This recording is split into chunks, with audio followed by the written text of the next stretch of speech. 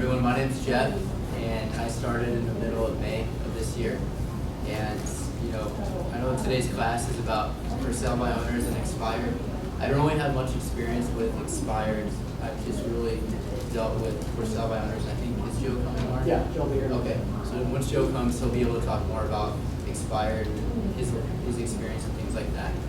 So originally when I first started calling for sale by owners, I really hated it, and it was kind of nerve-wracking.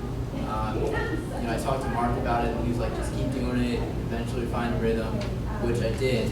So I don't know how far along all of you are, obviously, some much longer than others, but I would just say just don't give up, and eventually you'll develop a pattern, and it will work. So basically, originally when I was calling these for sale by owners, I'd just go on Zillow or for sale by owner, other websites like that. I know paid services give you the contact info. And I called them up. One line that I like to say, which is off of this script, is, hi, I'm calling about the home on Zillow or for sale by owner, are you the owner? Because that way I can actually talk with the owner right away. If they're not, then they'll say, oh, 1 second, let me get them. Because that's the decision maker who I want to be speaking with. So that's kind of how I start my calls. I know it's not maybe the most friendly or hi, how are you, but I just get right to the point and it works for me. Maybe not everyone, but that's what I tend to do. And then from there, there's a lot of different questions on what you can ask to kind of get the ball rolling. You just want to keep talking with them in hopes that you just set up an appointment. So, after they say, yes, I'm the owner, then you could say something along the lines like, okay, great, I'm so-and-so with Keller Williams Real Estate. Is there anything I can do to help you out? Or, if that doesn't seem like it fits your personality, you can say, okay, great, I work with Keller Williams, my name's so-and-so. Are you working with agents? Are you offering a commission of some sort if I bring you a ready or able buyer? And many times then they'll kind of just start talking to you and you'll have a conversation. So you can say, okay, great, you are willing to work with one. All right, well, I see you have this price, $200,000. How did you determine the price? And that kind of lets me know, if they're working with an agent, one in mind that they will or not. Because if they say, oh, my friend's a real estate agent, he told me just to sell for sale by owner, price it around here. Well, then I know that I'm going to be competing against that agent. Not that I wouldn't pursue it, or I would, but it's up to you how you want to proceed. But you can find out right away what their story is. If they say, oh, I just looked at some comps online, Zillow, or my neighbors sold theirs, mine's nicer, then I know there's a chance that if they don't sell, they'll probably end up listing and they don't have anyone in mind. So I really want to kind of set that appointment just to meet them face to face. Another great question that I try to get from them, most of the time I can get an answer is, when you sell this property, where are you going to be going next? And some people think that's, none of my business, which is fine, and I just go on with another question. But if I can really find out what their motivation is, that truly helps me understand how serious they are and what the time frame might be with them wanting to move. If it's someone that says, oh, I'm just seeing if I can get this price or not, I don't really need to move, then I know it's going to be more of an uphill battle getting that listing long term. But if they say, oh, I'm getting relocated in a month and a half from now, my company said I can sell it myself, they're not helping me, so I'm just seeing what happens in the next 3 weeks, then I'm going to list. Then I know I really need to get my foot in the door to get an appointment to meet them.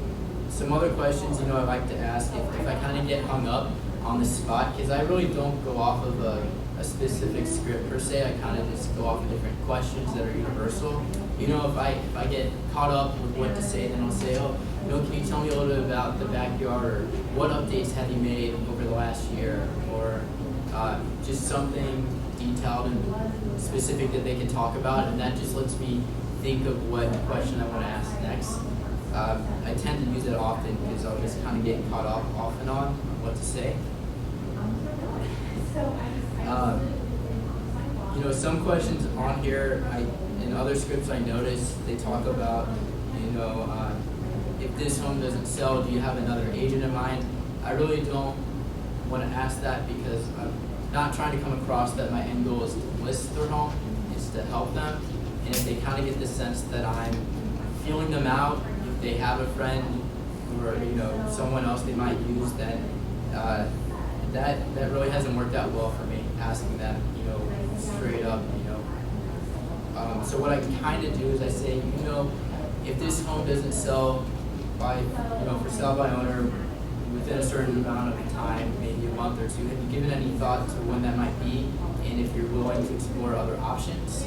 So then from there, it's a better way of phrasing it, I think, than just saying, if you don't sell your home in a month or two, do you have another agent in mind that you're listed with? That's just not my personality, and I think it sounds more like you're really trying to get a listing, which all they want you to do is bring a buyer, on your end to buy the home from them directly. And some of these other phrases I don't ever really use, like on this for sale by owner script, it talks about, are you familiar with the techniques I use to sell homes? You're kidding. I mean, that's not my personality, and you can say things like that. For me, it doesn't really work. But one thing that I also say, a couple objections I get, if they say, I'm listing it for sale by owner, and I have an agent that I'll use, I'll say, okay, I understand you have an agent. Is there a reason why you're not listing it with them right now? And of course, usually they say it's because of the money. So I say, okay, I understand you want to save that commission. I would too. If I could show you a way where I could net you the amount of money you're going to net right now, get your home sold quickly in a timely manner, would that be worth 10 to 15 minutes of your time, or would that be a benefit to you? That's something that I'll maybe end up saying if I feel it's not really going that well, if they're not giving me the time to do an appointment. It hasn't really worked out so much, but it's just a way to kind of keep them talking and continuing that conversation. But really what I kind of tend to say is, I really like the pictures you have on Zillow. It looks really nice. I work with a lot of different buyers in the area. What I like to do is just set up a quick appointment. I wouldn't take more than 10 to 15 minutes of your time, and would next Tuesday at 2 work, or Wednesday at 3, and just try to lock it down with something like that. And usually most of the time they're okay with that. And I also tell them, I'm not promising you that I have a buyer, but I work with a lot, and I just want to get a really good feel, because pictures only do so much. You really want to know what it feels like to lay out, and they can understand that. And usually that works well for me, saying something along the lines of that. Hey, Joe. Yep. Just one thing too that he said there, don't lie to people and tell them you have a buyer when you don't. So many agents do that. I got an $800,000 listing in Lee Summit because I was the only agent who called, FSBO, who said I don't have a buyer. And she appreciated that. So you don't lie to people. If you don't have a buyer, you don't have a buyer. But you could, and I tell them that, right? I might have a buyer someday, and I'd love to be able to tell them about your house. Yeah, that's really kind of a lot of what I've been doing on the phones, and it's been working out well. But what questions do you guys have, just in general, about the phone call or for sale by owner? Yep. Okay, so real situation that just happened. Call, homeowner answers. Asked, went through some of the script. She said, we've had a ton of agents call us, and we're just not ready to let anyone come into our house, any agents come into our house yet.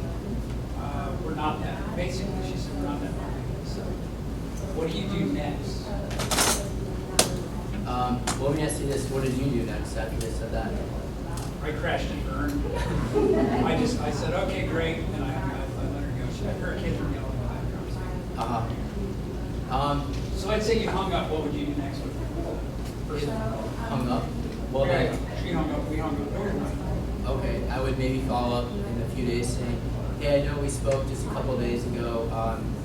I just wanted to ask and see if you're open for me coming by to take a quick preview. I work with different buyers in the area. If it seems like a good fit, then I'd love to work with you and let my buyers know. I think it'd be a benefit for both of us. With Saturday at 2 o'clock or Sunday work. That's something along the lines like that. Yeah. I don't know. You might also ask, just try and isolate the objection is what we call it. So ask, why is it that you would not want to work with a buyer's agent? Can you tell me more about that? Because if I had, and here's the way you can catch that too. So you're saying if I had a ready, willing, and able buyer that wanted to pay your asking price right now, you're telling me that you wouldn't work with them? Or you wouldn't work with me to sell your house?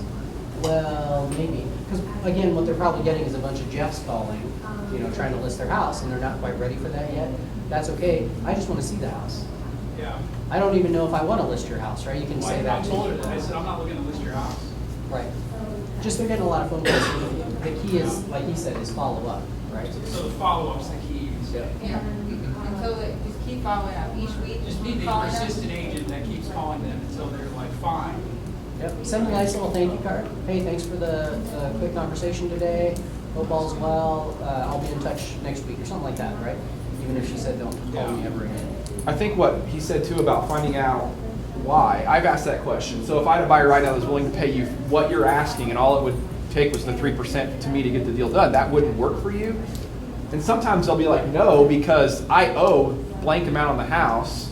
So if I've got to net this much to be able to get out, I don't have any money to bring to closing, I'm just trying to get it sold for what I owe for it, whatever. Or they start to say then, oh, well, they start to rethink themselves a little bit whenever they realize that it may be a possibility. Anytime you get an objection, always respond with a question. Okay, why is that important to you is kind of the most important question. Because the reality is then they're going to tell you what the problem is. I don't want to work with agents because my last agent was this Kevin Buchanan guy and he was terrible and he didn't do anything, blah, blah, blah. Well, okay, well, you know, would you like to know more about what I do differently in houses, so whatever. Okay, so find out what the objection is first, and maybe they're just underwater. They don't have the money. And if you guys walk into, like, I always use this analogy, like if you walk into Lowe's and someone says, hey, do you need any help? My immediate reaction, even if I do, I'm like, no, I'm good, thank you. And then like, I feel like about 30 minutes later, I'm like, all right, now I can't find anyone, and I need to find something specific. So to me, it's just a natural reaction to say no, because I don't like to be bothered. And then immediately I am impatient, I want to find someone to help me. And that's when I can't find someone. So I think continuing to follow up is key, because their knee-jerk reaction is always going to be like, no, please leave me alone. I'm the 25th person who's called me today. But I promise a week from now, there will be 25 people call. It'll be 3. And then 2 weeks after that, it'll be 1. And I had a buddy who got his real estate license, and I was the only person who followed up with him. And I barely followed up with him because I know he'd done FSBOs before. He ended up getting his license after, but he said that I was the only one who would ever even followed up with him. And had he listed, he ended up selling it, but had he listed, he said he would have totally listed with me. So that's the trick, is just, you just gotta, he said he had people come to the door, they'd look through the house, they'd do all that stuff, and then they disappeared, never to be heard from again. So you just have to be that one person who's scheduled and calendared and has your follow-up plan already set up to go. Which is what I was, from the beginning, I've been telling Jeff, and it's working. Yeah, it is. Any other questions? Okay, Joe, I think you're up. Have you talked about, sorry I was late, we talked about like then what you do when you get to the preview, kind of the coverage? That was my question, yeah.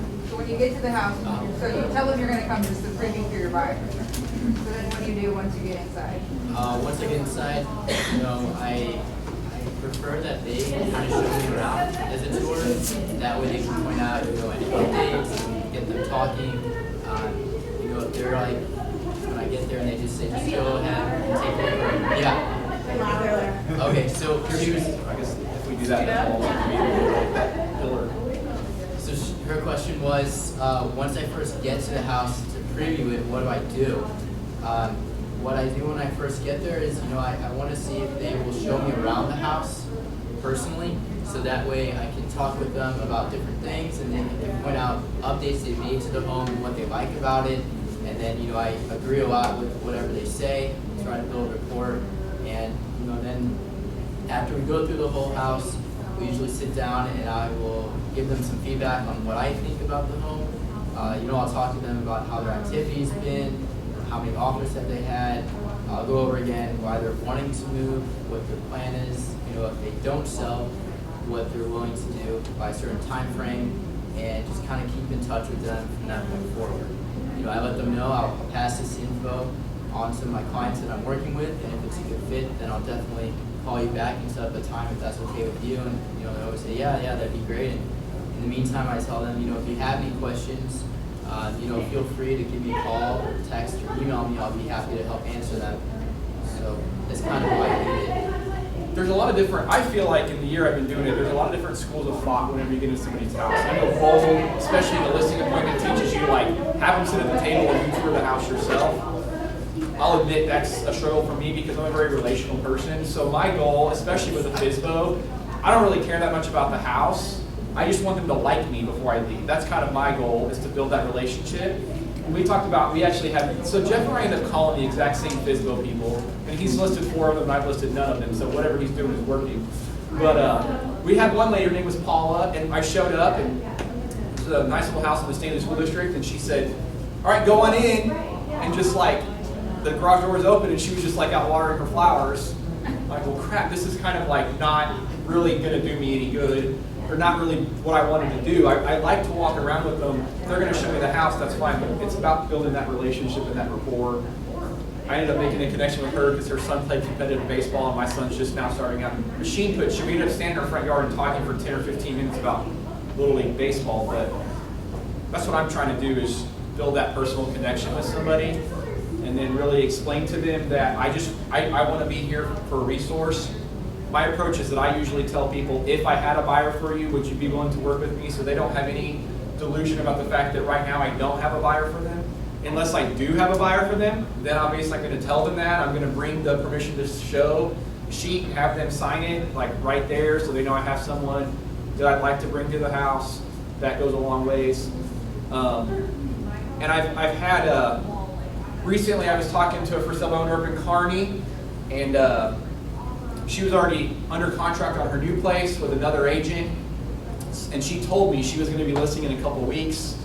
So I kept in real good contact with her like every few days, trying to come in contribution as much as I could. And her thing to me was like, she got sick of just the constant phone calls. So she kind of listed because she got sick of messing with it. And she didn't end up listing with me, she listed with the agent that they were buying, they just bought their house with.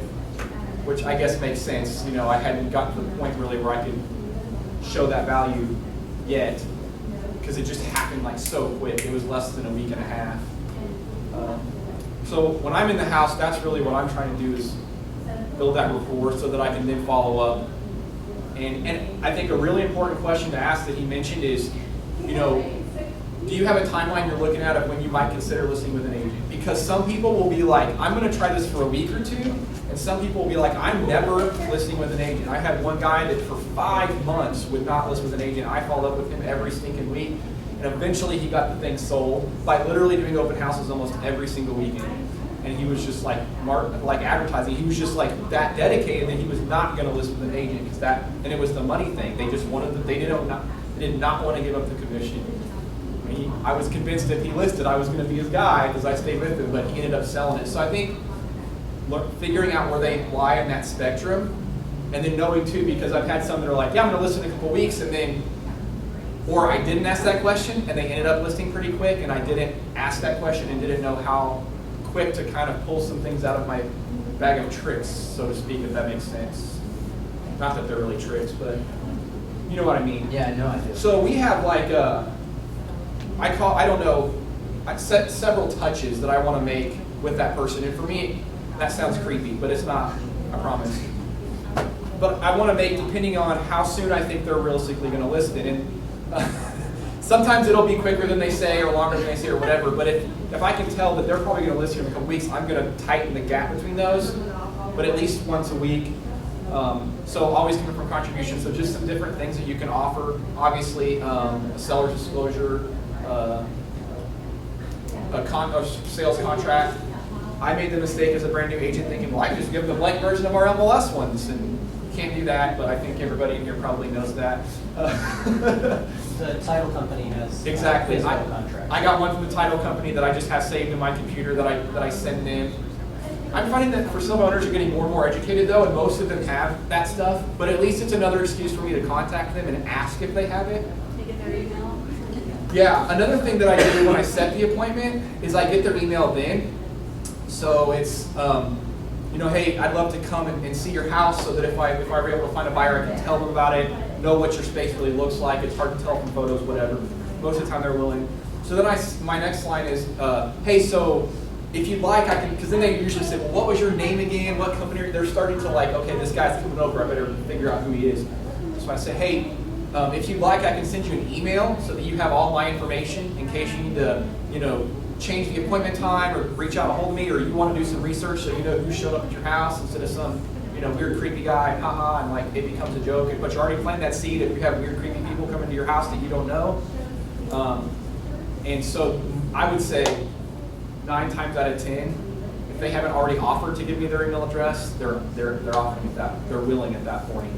And then you have their mailing address unless they're not living at the property. You have their email address and you have their phone number.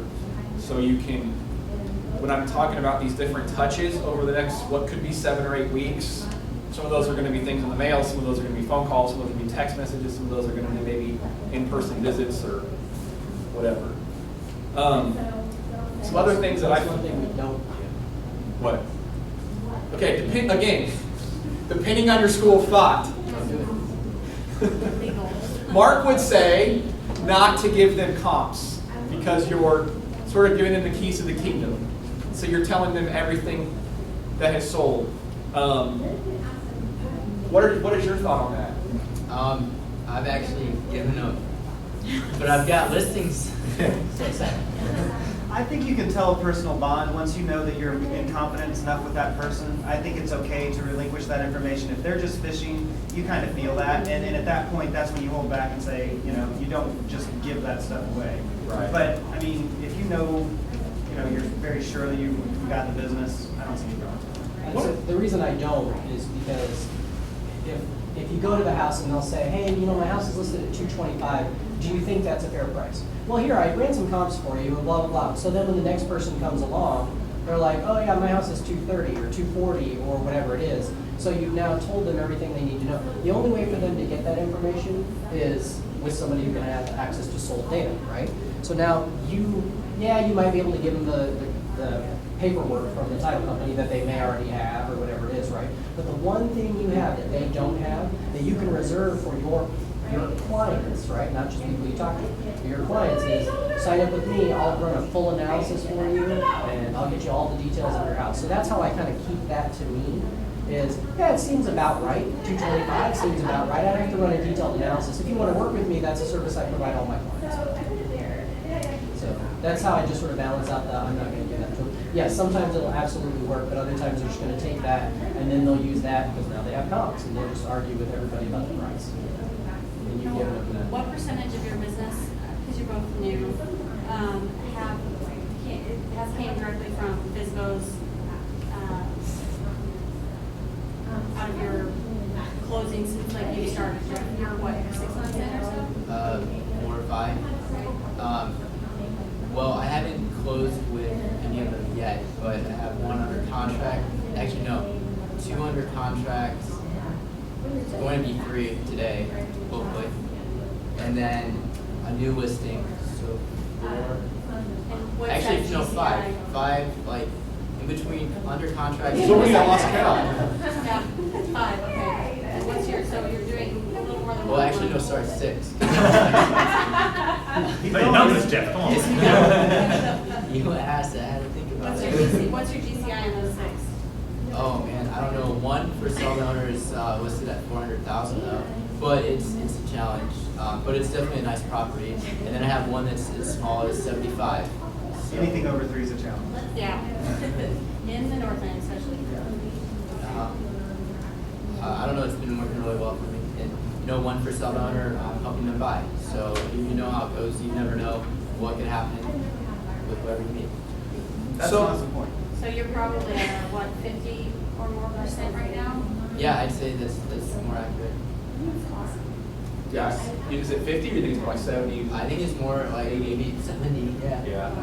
Where are you getting and you may have said this, I'm sorry, the numbers and stuff, how are you finding it? The phone numbers for that? Zillow. For sale by owner, Craigslist. Just How much does that cost you? nothing. How about that? Yeah, so for me, for sale by owners, like I kind of did it a lot hot heavy, so to speak, when I first started. I got a couple deals. One, like I was all prepared to show them how they weren't even asking enough for their house, and I was going to get the listing and net them more money. And like I walked them in the living room and we're like, yeah, we actually just got an offer on it. And I'm like, Like the one we just were talking Yeah, about. yeah. It was the very first like stranger's house that I ever walked into. So never like, you know what I mean, brand into business. I ended up picking them up as buyers though. They're building a $380,000 house in not Brentwood, but the one right next to it. That's gigantic. Fancy place, thank you. That's closing in December. So like they picked out the lot. I helped them do that, showed them a bunch of different builders, met with builders and stuff. So that's been another learning experience. So Well, bigger, that person is now part of your COI, and next time Exactly. they sell, it's not just an immediate gratification of selling something, it's building your, Right. you know, your network, your net worth, everything. no, I take that back. That other one, they closed on another one. I've got my two confused. They already closed on one, but they already sent me a referral that I signed a new buyer last week. And I've looked at her mom's house now. So they've already sent me like 2 other potential deals. The other FSBO that I went and met with, it was a make me move. So don't avoid the make me moves, because sometimes make me moves are just people who don't know where else to start. And they do really want to sell, and they are more motivated, but they literally, those can sometimes be the best because they just don't know anybody. So they're not going to pick up the phone and call an agent. But I've had some good success with that. And one of them, I ended up listing their house. It was a make me move. And I was like one of the only agents that called them. So, and went and met with them. And they looked me up and found out I was brand new, but was still willing to, you know, give me a shot. Sold their house really quick. It was a really cool deal. So, some other things that come in from contribution with for sale by owners. One that I found to be really helpful is offer potential vendors to them, like, hey, you know, as you have people come in your house if they're not pre-approved and you need some help with that, like, let me know. I've got some great lenders that I really trust to take care of your people. I won't get in the middle, whatever. It's home inspectors, anything that you can think of, be a resource there. Another thing that I found to be helpful is offering them the showings report. You know, we can go into centralized showing and pull a report for how many showings listings are getting. So you can pull their zip code, their price point, and you can say, these houses are getting this many showings, and these are all serious pre-approved buyers walking through their house. How many serious pre-approved buyers have you had walk through your house in the last month? And sometimes that can be really, really powerful. So it's like kind of coming from contribution and a little bit of like kind of a poke at the same time. That's a good one. Yeah, I found that to be a good Do resource. you do that right before the meeting, or do you do that? No, I'm going to usually do follow-up? that maybe like 3 or 4 weeks later, because that's when it's starting to die down for them. They're going to get a lot of phone calls. We all know how it is when we list houses. We get the most interest in it right away. It's the same thing for them. So 3 or 4 weeks later, that's starting to slow down for them. And again, you've got to reinforce to them serious pre-approved buyers, not your neighbor, not the person who just is not really, you know what I mean? How many of those are serious? So, Real estate agents. right, that have a buyer, Yeah. right, or that just wanted to come list. So that's another one. I always go see them and then follow up with a thank you card. So the phone call, the initial visit, and the thank you card are my first 3 of those touches. And then I start offering other things beyond that, so that you're coming from contribution. And I tell people, I want to be a resource for you. Maybe you end up selling your house on your own. Have you used the changing your break script when I wasn't here? Yeah, no. Okay, so one of the things that Mark shared with me just a couple weeks ago that I found to be helpful too is, and I shared it with somebody, I think she listed with a recent Nichols agent. Did you ever find out if Anita listed this? She won't call me that. Okay. Anyway, we were like talking to the exact same people, but you know, hey, some people want to change their brakes themselves. Some people would never attempt to do that on their own. I totally get it. For some people, selling a house can be the same. You may want to try and sell your house on your own, and that's great. I want to be a resource for you. But you may know somebody who doesn't want to attempt that, or who may want to buy something and needs a buyer's agent. And I tell people, it's my goal to be out in the community, building relationships with people, and I want to be a resource for you, so that when somebody else talks about needing a real estate agent, I'm the guy that comes to mind for you. And it's just that networking is really important to me. And they usually really appreciate that honesty. So, and that takes away a little bit of the pressure, so they don't feel like he's going to be hounding me all the time to list the house. So. And he hounds them all the time to list the house. It's just more subtle. Right. Like the showing reports or whatever. I think another thing too, as far as comps are concerned though, is if houses are selling in their neighborhood and theirs aren't, like if they list their house for sale by owner and somebody else lists their house with an agent and the other one goes really quick, like it's at least worth pointing out to them, hey, these are under contract in your neighborhood right now, and yours has been on the market for a month now and hasn't sold. So, I've also done where I have a open house in the neighborhood. If there's a for sale by owner, I'll call them up as an excuse to contact them. Another reason, I'll ask them if it's okay. Hey, I'm doing an open house Sunday from 1 to 3.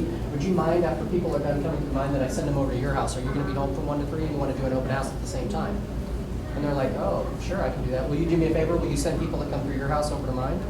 If they haven't been through, and they're like, oh, okay. Same thing though. I'm coming from contribution. What other agent is going to offer up for, open house visitors to their open house, or even suggest that they even do that? What's going to happen though is the more they do this, the more they realize it's a pain. And then every week when you're doing that other open house, you call them, hey, I'm doing another open house. Man, you work a lot. You're doing an open house at the end every weekend in this neighborhood? Well, yeah, I'm doing the open house one for my clients, but also now maybe pick up another one. So there's another opportunity to come from contribution is, just be in front of them with any excuse you can make. So you may have talked about, I'm really sorry that I was late, but you may have talked about this a little bit, like, as the shift comes, have you talked about that? And how, I think for some owners are going to be much more profitable for real estate agents in the coming months. And the reason I say that, I started with for sale owners really hard in December and January of last year. February and March started rolling around. It's like every time I talk to them a week later, their stinking house sold. And it's like, I felt like I was spinning my wheels, wasting time, want to meet with people, wasn't doing me any good. And then this guy starts getting all these like listings, and I'm like, man. And so I think that as we see the market slowing down, and I'm sensing it a little bit, some of our listings that are sitting on the market a little bit longer, I think for some owners are going to sense it, I think magnified, amplified, they're going to sense it because there's less and less buyers out there. There are still some selling. Amber and I, we're going to be in a competitive listing appointment, and then the guy can sell his house for like And we $5,000 both more. were like, oh God, he's overpriced. Yeah. Like $5,000 or $6,000 for sure. And then I call him and he says, oh my gosh, from the time that I left you a message about my house to the time that you called me back, which was like 20 minutes, he said, I actually got a full price offer. I was like, what agent would give you a full price offer? You're overpriced.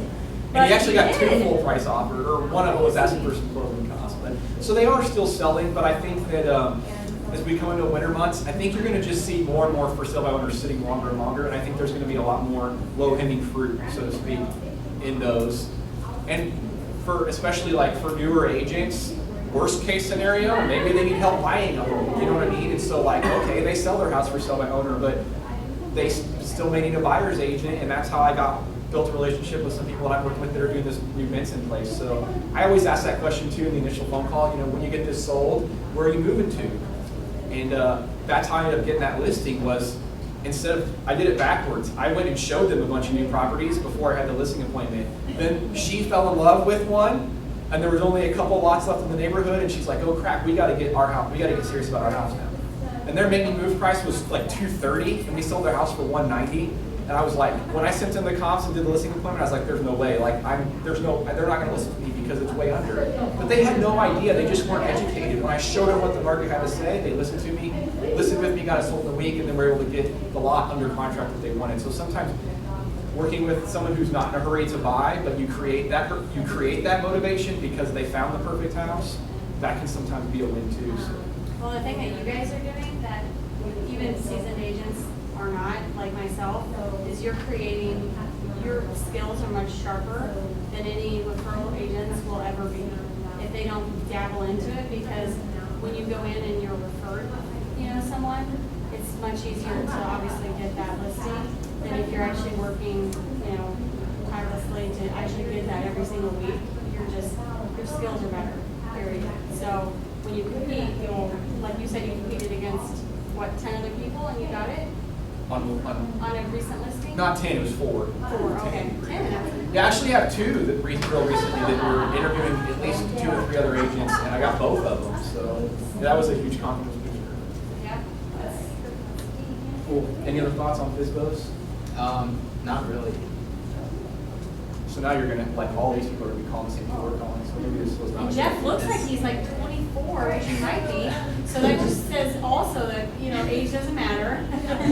Right. When he rolls into their house, they're like, he was dedicated and kept going. So we're just going to give it to this guy because everyone else fell off the planet. So how many of you have been doing this for less than a year? Like, are there just a couple? Okay, a few others. I was really paranoid about that too when I first started, especially with for sale by owners. And almost a lot of my clients that I was really paranoid about my length in real estate, they all looked me up online, but they still decided to use me because they were like, well, let's give the new guy a shot, or he seems to be working really hard. And so like my advice to you as you're working with these FSBOs and expireds is if you are newer, don't let that intimidate you. Just if you don't know what you're talking about, just sound like you do, and like they're gonna, and just be honest and genuine at the same time, and the relationship will outweigh those other things, and so you build that relationship, and other stuff won't matter. And the motivation too, that's why in the scripts you have in front of you, there's lots of questions about motivation, where are you moving to next and all that kind of stuff. When you know that, the agents who go and on these previews all the time, I have a buyer, let me come by and preview your house, they're not asking motivation questions, right? So when push comes to shove, Joe shows them that lot, and they're like, oh, there's not many left. He knows their motivation. He knows that that's what they want, so he got them to the point of, now they're really motivated. They dropped their price $40,000, and they sold their house in a week because he knew what their motivation was. So it's really understanding, remember, it's one of the bold things we talk about, right? Logic makes people think, emotion makes them act. So you want to get to the emotional stuff so that you can get them into action. So if you're asking lots of questions or you're doing lots of talking when you're meeting with FSBOs, you're doing it all wrong. It's all about their emotional attachment and what you can do to get them moved to the next thing. Awesome. Yeah. Let's talk about cancels and expireds a little bit. I feel really intimidated by the crowd that's in here because I feel like you all should be leading this, probably not me. So Imagine what I feel. yeah, you're awesome. So with cancels and expireds, just some thoughts that I have before I talk about really what I'm doing there. Again, I feel like if you haven't done cancels and expireds, don't let that intimidation factor. It's like, just do it. Like, doing something's better than doing nothing. That's my approach to real estate, and it seems to have worked for me this year because I've done pretty good and supported my family, and it's been, like, honestly, it's been a great year. But I didn't sit through every class first before I got to work. I didn't worry about that stuff. I just got to work. So my approach with cancels and expireds, or whatever it is that you're doing, FSBOs or whatever, is just start doing the activity first. Learn what you can, but also learn as you go, and don't be afraid of failure. Those first, like the very first day I sit down to start calling cancels and expireds, I was sitting in Mark's office. He's like, come here. I was like really nervous. I've only been in business like 2 months. And Mark's like, here, come here. I'll give you some numbers you can call. Just do it. Just try it. And I was like shaking and my heart was pounding because Mark was sitting right there, and that was really intimidating because I knew he was listening to me. And it was really, really awful at the beginning, just to be honest with you. But like, the more you do it, now I'm completely comfortable with it. That doesn't mean I have every script mastered and I don't get objections that I just fall flat on my face and don't know how to answer. But I'm not scared, I'm not nervous about making those phone calls anymore, just because I started the activity. So my approach is just start doing the activity, and then as you go, learn and sharpen those skills and get better. Whether that's scripting partners or going to Bold was a huge help for me in how to really do cancels and expires. So my advice is just do something first. Yeah, I'll add to that. I mean, when I first started, it was like me, Bree, and Audra. We would be in that little den thing before all this happened. And I mean, we weren't good. I mean, we weren't good at it. But it was good to hear how they would say stuff and I would copy it and things like that. And then after a while, I mean, after a month or so, we started picking it up and it's a lot easier. I thought that was great for me learning. Right. Sometimes you have to just learn by doing, and you have to learn by failing, right? I mean, a toddler doesn't just one day start walking and never fall again. They fall a lot, and then they get better at it. And I think it's the same thing with a lot of things in life, and this applies to that too. Come to the call blitzes on Thursdays, because we're calling cancels and expireds and FSBOs and all that stuff, and if you just want to come listen in, but just know that we're going to push you to start making some phone calls with you. So cancels and expireds, again, I feel like this is something that has been tough over the last 6 months to 9 months, because why has this been harder? There's been a lot less of them, right? Ones that are canceled because they just decided they're not moving. The ones that expired because it was like a terrible house or way overpriced or both, because that's just the market that we've been in. Again, I think you're going to start to see that shift in the coming months. I feel like I've already seen it. I just listened to Expired this week. And so I'm sort of jumping back on that train as well. To that point really quickly, you weren't the only person calling that Expired. Right. There were other agents that were doing that, so that's another thing too. Agents, especially when Bold's going on, you've got 100 agents calling basically the same list of people, right? And everybody's like, oh, well, I can't, they're not going to want to talk to me. I went on a listing appointment, I was like the 15th guy, or 15th person who called this guy. I didn't end up getting it, he picked someone closer, it was in Shawnee, that was an agent there. But he only talked to 2 people in person, myself and somebody else. And I just happened to be the 15th guy, somehow connected with him, and he was like, come on over. His phone was ringing while we were walking through the house. He's like, that's another agent calling. So there's no rhyme or reason sometimes to why people will pick you. The point is, like Joe said, you just have to do the activity because it will turn into results. Maybe not on that one, maybe not on the 10th one, but on the 11th, now all of a sudden you've got it. Yeah, I think there's a lot of truth to that because I was starting to get discouraged also with canceled and expires because they were just junk and the people were not nice and they didn't want to list. But same thing with this one from last week. I called, it had already been expired, I think. Like expired on like a Friday, I called on like a Tuesday. So you know they'd already gotten hammered by phone calls, and for whatever reason they picked up the phone when I called.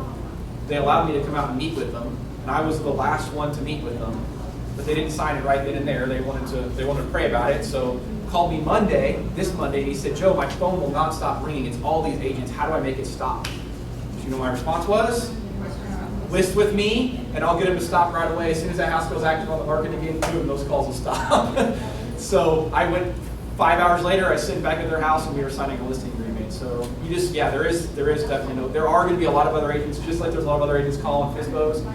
There's a lot of other agents calling cancels and expireds. And so, but I think that we're going to see that start to pick up. But with cancels, you never know. So call cancels too. And here's why you never know with cancels.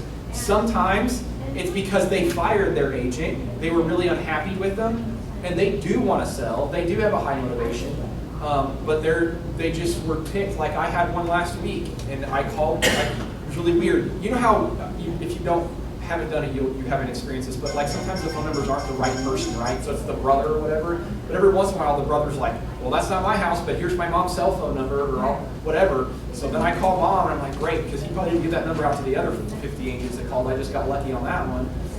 So I called this lady and talked to her son, and she just said that the agent just stuck a sign in the yard and didn't do anything. And the next door neighbor's house went on the market and sold in 3 days, and they were just really frustrated, so they fired their agent. I said, okay, great. And I told them a little bit about my marketing plan online and how we're aggressive to get listings sold, open house, blah, blah, blah, right? All the stuff we say. And then we set the listing appointment.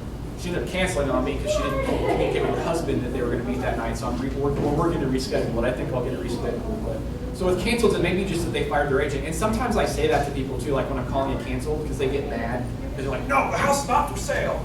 Sometimes I'll just say, okay, great, I totally understand. Well, a lot of times I'll reach out to folks who cancel because maybe it wasn't that the house wasn't for sale anymore, it's just that they wanted to go a different direction with their agent. I'd love to talk to you about what I can do to get it sold for you. And that, like, they're like a little bit less defensive at that point, I feel like. So. Well, I was calling expired and canceled the other day, and I called the wrong number.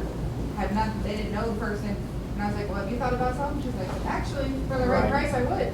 Yeah. And I got Ken out on my listing appointment from dialing the wrong phone number and asking if she had thought about something. Right. And usually they say no. Yeah. But just asking. Again, it's a numbers you thing, don't know right? when someone's going to say yes. Right. You say no, all right. You got him on the hang up. phone. She was like, heck yeah. Yeah. So the downside with cancels and expires is that it's going to cost you some money unless you take the time to dig through the MLS and look at the cancels and expires, and then you happen to find those numbers on white pages or whatever. I personally wouldn't recommend going that route. That's very time consuming and you usually aren't going to have any much luck. So there are some different services you can pay for out there to do that. So it will cost you some money, but when I make the phone call, I'm just gonna, this is kind of my script. You wanna script with me? Okay. Okay. Let's pretend like you're living on 123 Main Street, because that's the one we use around here when it's a fake address, okay? Hello, my name is Joe Nelson with Keller Williams Realty. I was calling because I was curious if you were the owner of the home on 123 Main Street, or just Main Street. I don't usually say the house number, so just Main Street. Yep, I am. Okay, great. Well, hey, I noticed that your house was recently on the market and it looks like it just came off. I was curious, do you have any interest in getting that sold still? Not really. Okay, well, what made you change your mind? It just took forever to try to sell it, and Okay. I just got frustrated with it. Okay, I understand. So how about this? If I was able to get that sold for you for the price you were asking, is that something that would interest you? Maybe.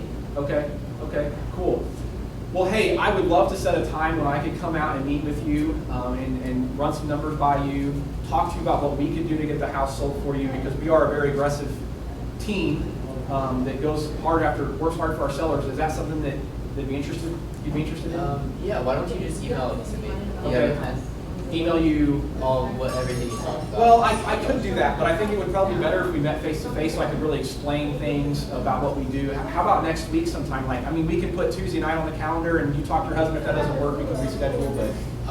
Yeah, I have to. Husband, that was weird, wasn't it? That was, sorry. No. I'm pretending like you're that lady I was talking to last week, so.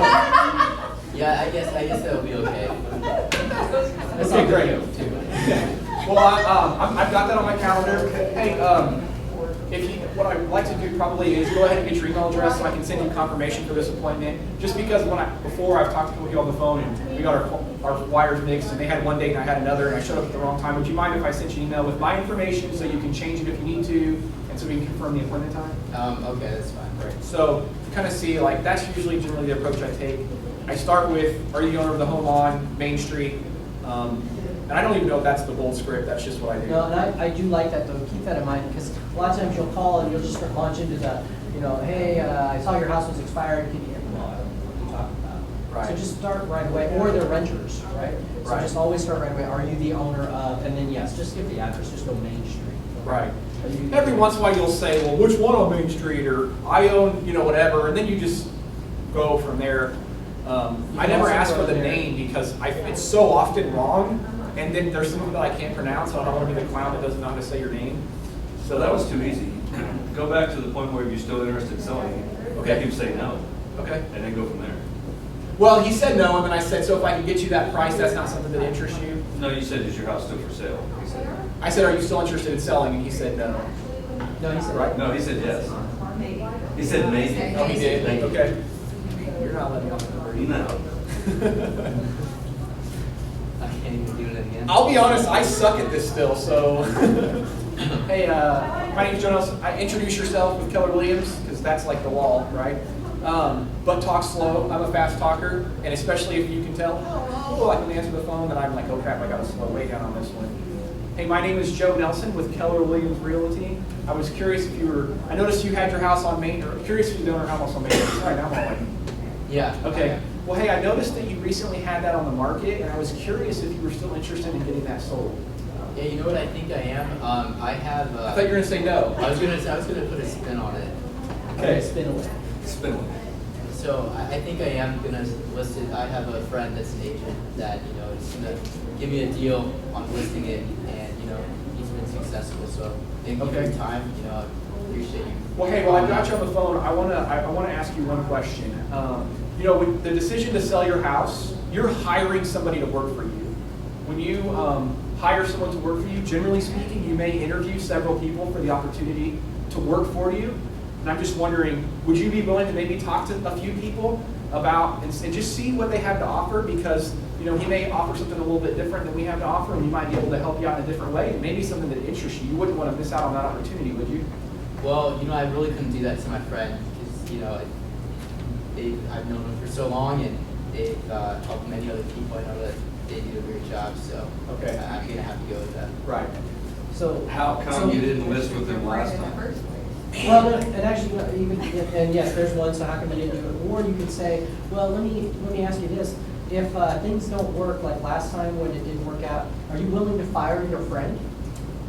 Are you okay with that? Now, I did ask that question one time, and usually I get I haven't really thought about that. Yeah, that's, sometimes it makes sense to hire a friend, sometimes it doesn't. Again, go back to your script that you just said.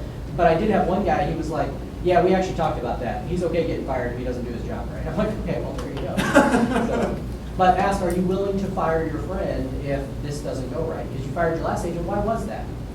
And then, why'd you fire your last agent? Because it was just taking so long, and homes are selling a lot quicker than mine. Sure. So you want to get your house sold quickly. So tell me, where are you moving to when you get your house sold? None of your business, really. Well, I understand, I can appreciate that, you don't know me. Would you be willing to let me come over and just, talk to you about some of the things that we can do differently to get your household? And worst case is, it's just information you can use, and maybe that'll even help your friend get it sold faster for you. You're really good at this, Mark. You can use some of that same information and hand it to your friend if you want. And maybe they can help get your household faster. Would that be okay with you? I suppose. How about Tuesday at 3? Okay. Okay. Suck it up. Did you guys look at the statistics on going back to the for sale by owner, where all the buyers come from? I think we still have those stats somewhere. But if you go to the buyers and you say, well, like if you look up on Zillow, let's say you look up at the 64068, you have the FSBO at Liberty, and I'm real big on saying, oh, so if I'm just driving down the street and I have an agent and we're going to go show you 5 houses and we zip by your house that's for sale by owner, and some of the buyers, because all the buyers, 92% of the buyers are working with an agent. Okay, if they don't know, if the agents don't know they're going to get paid, what's going to happen? They're going to drive right by your house, right? Unless the buyer says, oh, what about that house? And you have to say, well, I'll find out about that. Just let's go look at these houses.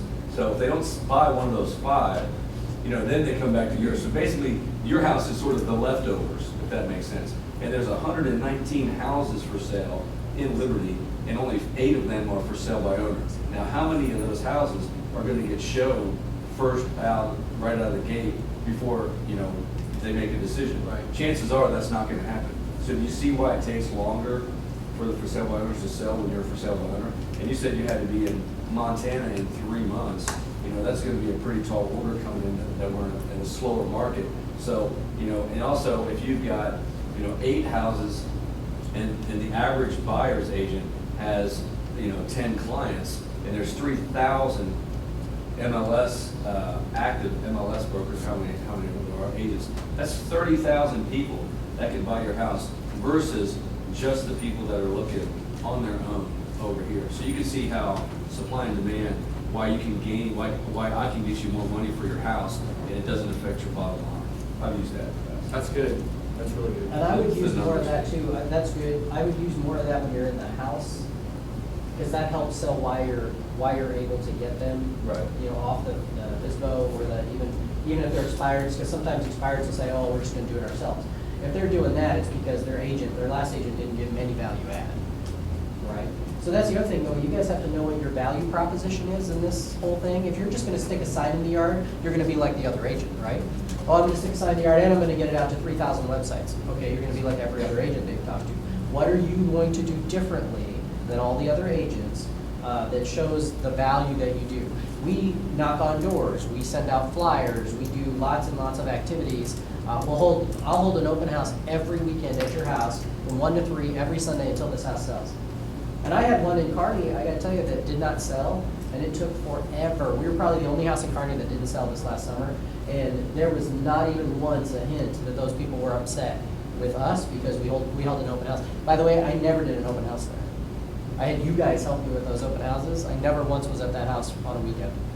The other thing I've done is asked them, people in the past, now keep in mind, I'm just coming back to the business after getting away for years, but I was active for about 12 years before that. But as far as, just putting them on the spot, you can't sit back on your couch and expect people to come to your open house. People, oh, your kids play baseball? Oh, really? Well, are you not gonna go to the baseball game this weekend? Are you gonna skip the soccer game? Are you gonna skip practice? Are you gonna skip family dinner at your grandma's on Sunday because you gotta be here? It takes away their life. Saving a commission is impossible because they're gonna take the time. It's gonna cost them time, and time is money. What do? I'm an engineer. Oh, so you probably make about $100,000 a year, roughly, depending on what kind of engineer you are. If you're here every weekend for 6 hours, that's money out of your pocket, whether they realize it or not. Right. But talking, just like you said, one of the best ways to meet people, knock on the door. Those people actually knocked on our door. I've asked them in the past, so how many, you gonna have an open house? Awesome. How many people have you let know? Oh, we just put it on the internet. Oh. Do you know there's like 800 open houses in the 2-county area this weekend? 800. So, how are you going to let people know? Why don't you go knock on some of the neighbors' doors? And they're like, I'll never do that. Oh, really? Well, we do that. And you make it like just a crazy proposition that they actually have to put effort into it. So I use that in the past to make them feel like, I don't have the time for this. And if you do that and you tell them what they're missing, I've gone as far as, it was a friend / acquaintance, and I called them up and I knew they were having an open house. I knew it. Called them up and said, hey man, we got a spot today for a 4th over at Liberty Hills. You want to tee off about 1 o'clock? Come on over, I'll pay for your golf. Dude, man, we're having, me and Betsy are having an open house. Oh, all right, well, good luck. Talk to you later. Click. You know, literally, I'm here to play golf. This is bullshit. I mean, it takes their life away. And you have to let them know that this is your job, okay? Right. Get their life back. Joe doesn't have a life, so. Give them their life back. You know, I mean, and that's, you have to make them, a little bit of guilt with a little bit of rapport goes a long way. One It's last, good. one last thing I'll say real quick, is in terms of getting, back to FSBOs for a second, getting phone numbers, I tell all of my, like if I'm in networking groups or friends or family, I ask them, hey, if you're driving around the neighborhoods or just driving around, you see a for sale by owner, do me a favor, snap a picture of the sign along and just text me with the address and let me know. And I tell them, you know, I try and help FSBOs if they need help selling, or maybe I can turn that into a buyer for one of my other listings. Will you help me go find them? So I have minions out sending me text messages of FSBOs that are out there. So you don't have to pay for, you know, on the expires and cancels, typically it's gonna cost you money or a lot of time. Whereas FSBOs, Which is money. you can go to Zillow and all that and look those up, or you can have people running around and they'll help you. Hey, just help me get a hold of these for sale by owners, and maybe one of my clients will want that house. Whatever it is, you tell your friends, they'll help you with that. So that just makes it a whole lot easier, and you don't care where in the city, honestly, those things are at. You want to practice your skills, right? So just make the phone calls, set the appointments. You don't have to take every listing you go on, by the way. You can say no.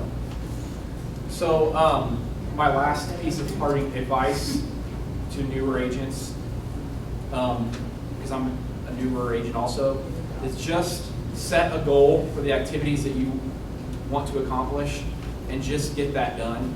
And as you do that, you will get better and better at it. You'll become more and more effective at it. But if you don't have a goal you're aiming for, you're just kind of out there and la and doing your thing.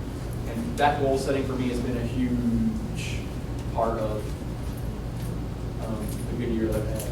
Would you agree? Yeah, no, absolutely. And it's uncomfortable, right? When you start off. Yeah, I told everybody here. Yeah. Cool. Thank you guys for